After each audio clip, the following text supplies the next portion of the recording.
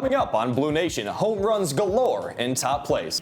It's the moment all tenors have been waiting for, or dreading, the TV10 Olympic reveal. After the madness, more matchups await us at the weekend relay. And after a long personal hiatus, it feels so good to say this. DA, roll that intro. 900 athletes, 174 conference titles, 56 competitive teams, 26 national championships, all in one place. Blue Nation brings you all of your blue gold sports action from Carson Park take it into the end zone to the Sonnen Tag, Splash Mountain, across the street at Hobbs, perfect chance here, shot and score, and back up the hill to Bollinger, 2 scores, McPhee, Maya Cinnamon, and Simpson. bicycle kick. Live from inside our very own TV10 studios, your starting lineup of John McClain, Gary Barta, and the rest of your sports team. This is Blue Nation. Welcome to Blue Nation, your home for all things Blue Gold sports. I'm your host, wishing the show a first happy rebirthday, John McClain. and I'm Gary Barta, bringing you stats, scores, and more from the Blue Golds and beyond. We're back with some more top plays from last week's slate of games. It's the inaugural TV10 Olympics. We break down the regions, matchups, and games your favorite TV10ers will be playing March Madness style. Finally, the typical nightcap of weekend relay previews not just this weekend, but what to look forward to over spring break. Mr. Andrew Thaler gets us started on the track. The Blue Gold's women's DMR squad were trying to fight for a national spot this weekend at Wartburg College. This was their second try at it, having raced it at the Cage Eagle Invitational a few weekends ago. Running 11:54 there, only 4 seconds off the school record. They knew that time wouldn't be fast enough to make net, so they ran it one more time. Sophomore Bella Hooker for the Blue Golds ran a blazing 1200 leg, having them second through leg 1. She handed it off to fellow sophomore Annabelle Eden for the 400 leg, and she ran a speedy 58 seconds 400 to keep them in second. Senior Lauren Jex took the baton next for her 800, and though she lost a few places with the team dropping to fourth, she kept them on pace for Nats. Lastly, junior Molly Heidorn took the baton for the 1600 leg. She ended up running a 5-minute mile leg, which finished them 6th in the race. Their final time, 11:47.72. The distance medley relay squad of Bella Hooker, Annabelle Eden, Lauren Jex, and Molly Heidorn set a new school record with the last record set in 2010 stood for 16 years. Sadly, though, the DMR squad will not be heading down to Birmingham, Alabama for indoor nationals, being the second team out. But the Blue Golds will still be sending 9 men and 10 women down to Alabama for nationals. Now, we will be talking about the men's and women's teams at indoor nationals later, but what do you have for us, John? Yeah, and another sport in full swing, and over the weekend, the Lady Golds wasted no time getting to work offensively, notching 10 home runs to bring their Division III leading tally to 16 on the young season. It all came to a head after home runs from Marquardt and Beck just 2 bats prior. After Kutnick's line drive single to right, it felt like the fireworks had stopped. However, Hagendorn threw down the cherry on top to make it an even sweeter inning. This was the first time the senior infield has gone yard this season, and it helped her complete a perfect 3-for-3 outing in Game 2. The Blue Golds weren't done scoring there, as UWEC tacked on 3 more via Marley Smith's RBI single, and Gilhuli bringing home Kozlowski as well as the previously mentioned Smith. The run rule was enforced the next inning, shutting the series down with Eau Claire earning a sweep of the Augies and handing the Freshie Felton her 3rd dub in the circle on the season. And they've been playing indoors a lot, but now they get their first taste of the great outdoors down in Florida over spring break. But you got another one from the Diamond, Gary. Yeah, remaining at the Sonnen Tag with the Lady Golds, the first game had almost as much action as the second game did. UWEC handled starting pitcher Zoe Adkins of the Augsburg Augies in the first. One of those by this Nora Kutnick laser to right field.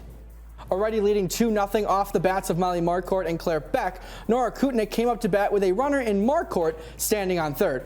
Kutnick got the pitch she liked and sent it over the big wall in right field for a 2-run home run to put the Blue Golds up 4-0, still in the first inning. This deep shot by Kutnick was her first of the very young season and showed power promise for the junior utility player. The Blue Golds would hang 6 in the first inning against the Augies and chase Adkins out of the game after just 1/3 of an inning. 8-0 became the final score, and the Blue Golds dominated from the first pitch of the matchup. UWEC finished the game in 5 innings, time and rolled to a 4-3 record going into Game 2, as John mentioned. The Blue Golds will head south to Florida, which we will cover in Weekend Relay later in the episode.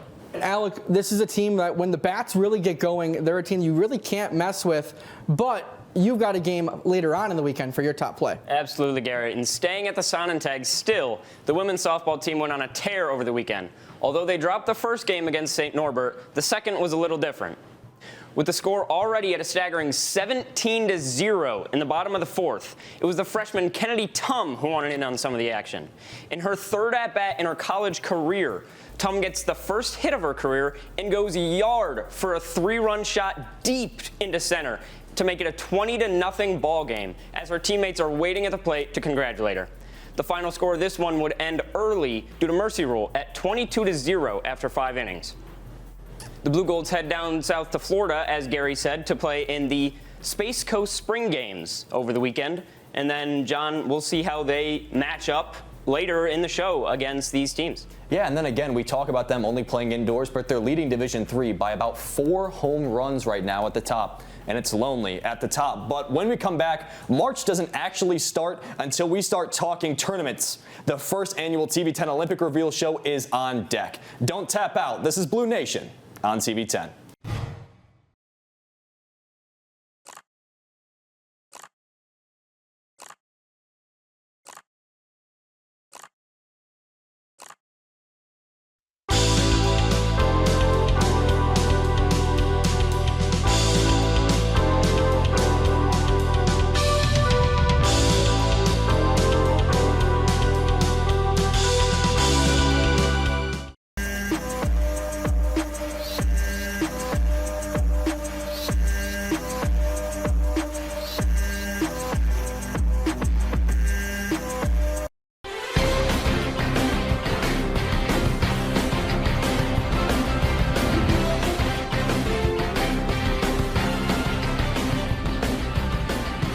Ladies and gentlemen, welcome to the first ever TV10 Olympics. We will have a bracket of different types of sports pitting TV10ers against each other. In the end, we will see who is the best athlete in TV10. Let's start right out in the blue region. So, starting out, we will have Abe versus Liv. And they will play John. And our first matchup of the bracket in air hockey is going to be between Wonder Abe and Libby Bobivi. Starting with Abe, our concert attendee, attended over 39 concerts and has a broken leg at an unknown age. It'll be interesting to see how that develops. And moving over to Libby Bobivi, is best known for her role on News, but is a dynamic player when it comes to cup pong, only water cup pong. But also, you know, if there's a ladybug on the air hockey table, we may have some problems. Abe might have the upper hand. The winner will take on Twinkle Toes John McClain, the arguable best dressed TV10er based on the picture. I would say otherwise. Favorite sport, underwater basket weaving like any Duke basketball player, and just simply does not seem to get out of 104 whenever he wants to. Next, we have Nikki versus Hayden. And you talk about the unlucky side of the draw coming out right away between Halo and Nietzsche in froth. Talking at Hayden Lorenz, the dumb freshman. Prolific tennis player, he plays the piano, nerd, but he's attended state tennis twice. We'll see how that experience comes out. And when you get to Nietzsche, really, it's focused on computers. It's the back end side of things. Neither of these competitors really have any expertise in golf. We'll see where those reconstructed knees from Nietzsche really come into play when, you know, you get to your third hole of froth. And after that, we will have Addison versus Eli. Now this is a box office matchup. Mr. Aura versus Addison Slate Dayton. We'll talk about Eli Bennis or Mr. Aura. His favorite sport is baseball. You can see him shoving for what seems to be his JV3 team, but he's a habitual letterbox user and an elite righty on the bump, as well as a Steve Novak truther. Well, we have Slate coming out of St. Paul, Minnesota. He is, unfortunately, like the boss, so I can't, hate too much. But that favorite sport, hurling, might come in handy here for golf chipping, but we'll see if the color blindness plays a factor. And then lastly, in the blue region, we will have Aiden versus Lance, and the winner will play Milo. Now looking at a matchup on the pool table, Lance versus Aiden. We'll start with Westy. The Stream Team scapegoat has been to 9 countries and a fellow fall enthusiast, so maybe Mr. Worldwide has an advantage to bring. Out of River Falls, Wisconsin, the role is simply put, just hockey. The one thing I worry about when we get to the pool table is the short arms. How is that going to reach when you got to go across the pool table? I think Westy has a chance to pull an upset and move on to play the Rook. Speaking of the Rook, Milo from Eagan, Minnesota, she's just kind of here. Yeah, I guess. Sometimes shows up. Yeah, I mean, yeah. But adding on to that, loves JID and Kendrick, a first-generation American, but the drawback is she somehow still plays Roblox. How do you still play Roblox in the Big 2026? Those are some insane matchups for the blue region. But don't go anywhere, because when we come back from break, the gold region will be revealed. Stick around. This is Blue Nation on TV10.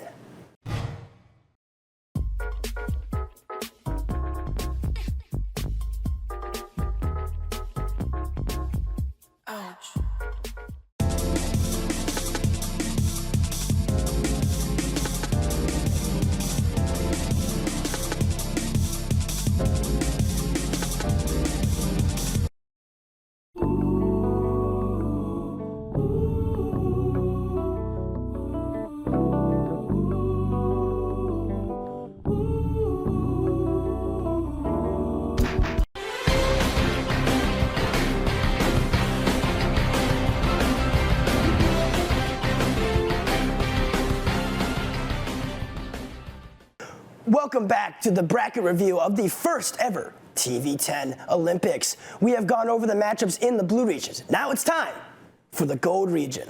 The first matchup, we will have Tristan versus Sam, and the winner will play Michael. Another big-time matchup, Wheezy versus Big Wrist, 2 directors going at it. Yeah, this time in the gold region, Wheezy out of San Antonio, Texas. Only good thing about San Antonio, RCU industry plant, but wrestling, the big thing.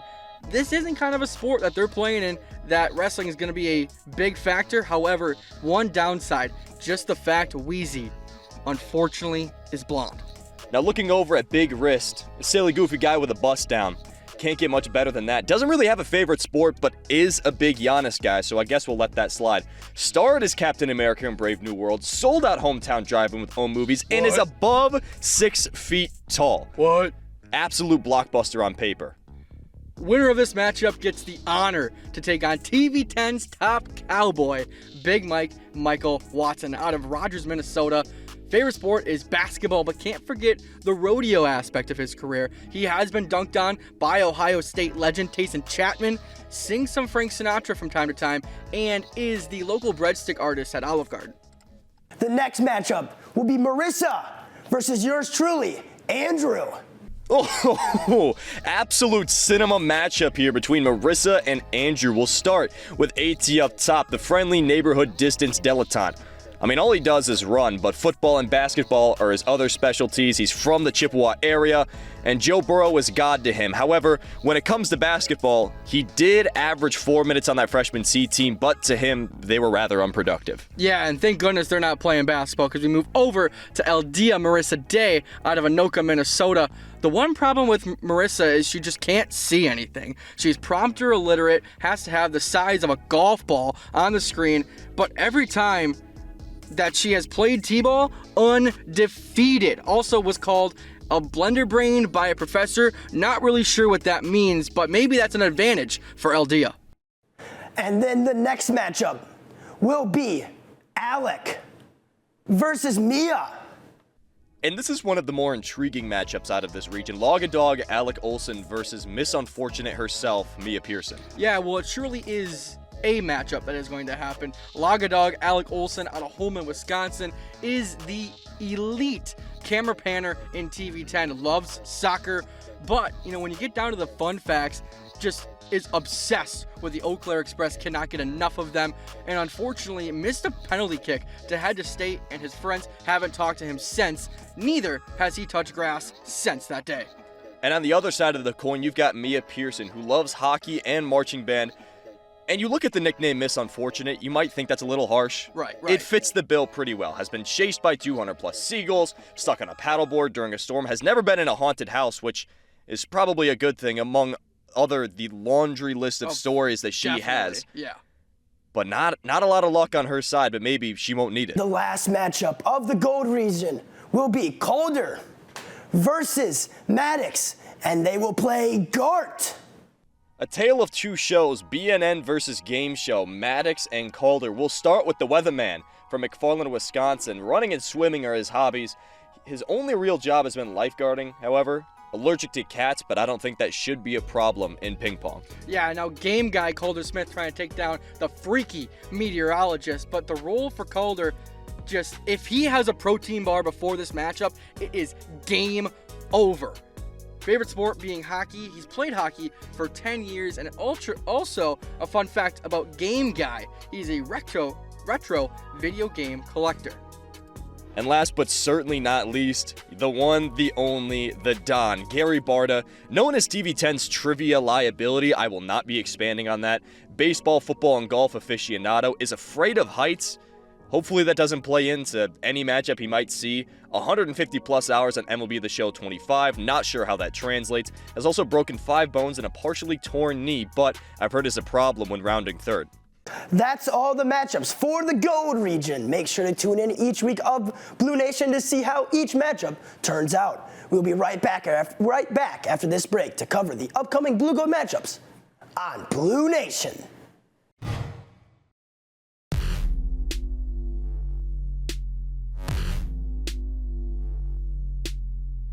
It goes, guillotine!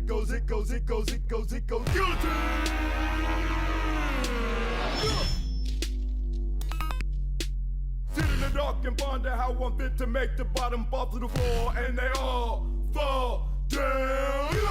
It goes.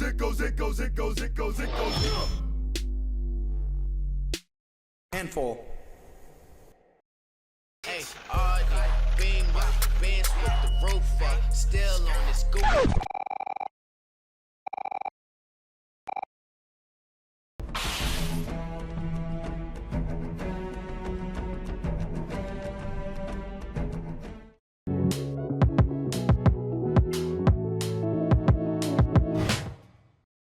Well, the state of Wisconsin hunkers down for a winter storm ranging anywhere from 1 or 72 inches. I may or may not be joking. The Blue Golds will travel elsewhere warmer. We cover that here on Weekend Relay, starting with Andrew Thaler and baseball.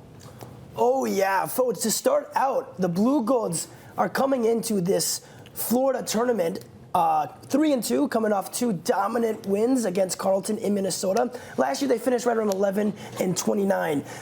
We want to look for Muser, Fisher. They've been dominant. They've set the tone. They got on base. The Blue Jays have been able to get on base when the hits really aren't falling, so they're able to walk a lot.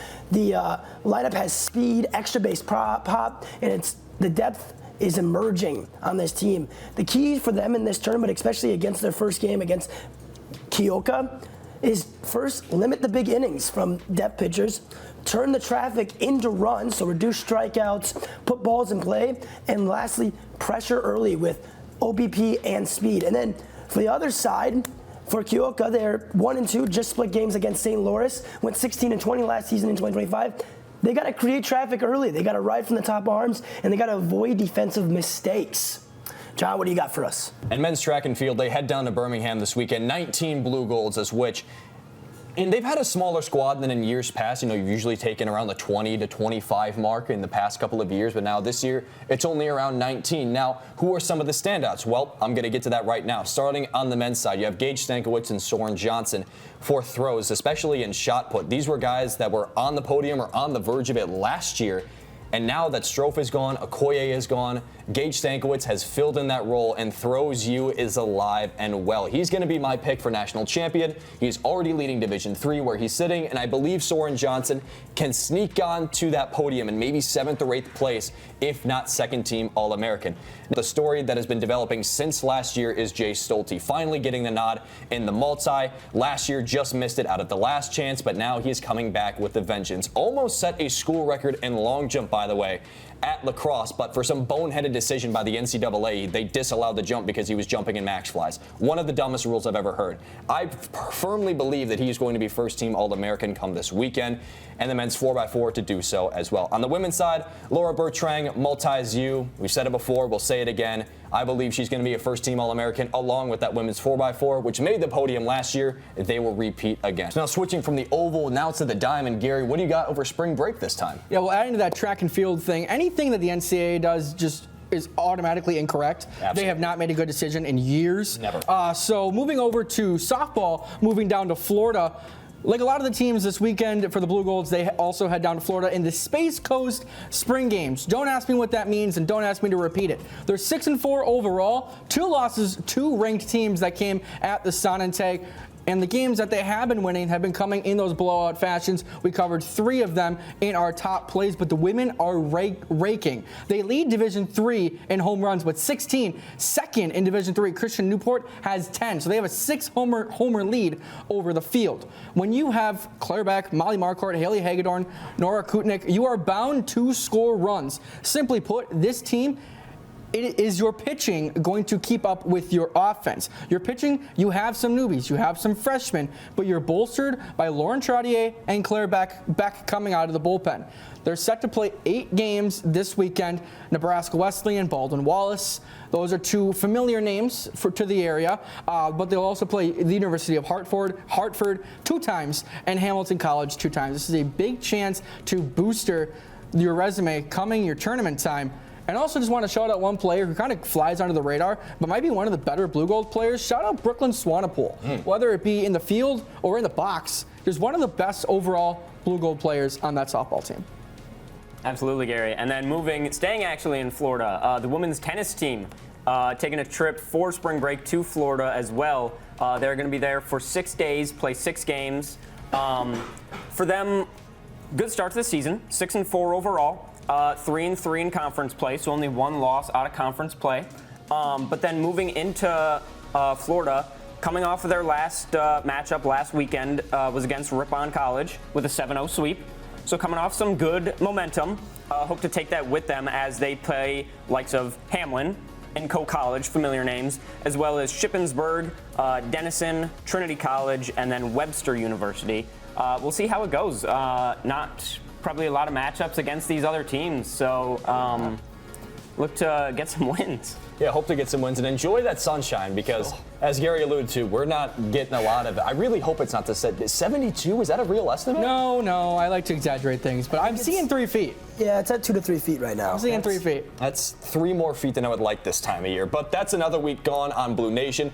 Spring is on the verge of breaking or not even happening. So Blue Nation in its first round of games in the Olympics return in a fortnight. Until then, see how wrong our predictions were on the final face-off or more traditional episodes on mytv10.uwec.edu or on YouTube at UWEC TV10. Spring break is the perfect time to kick back, shovel some snow, and check out TV10's social media. Our awesome ad director Tristan does great work on our Instagram and TikTok, UWEC TV10. For myself, Gary, Andrew, and Alec, the MVP tonight and every night, Mr. David Abel at the helm. Those inside the studio and out of it, we love and thank you for your time here tonight. For Blue Nation, I'm Alec Olson.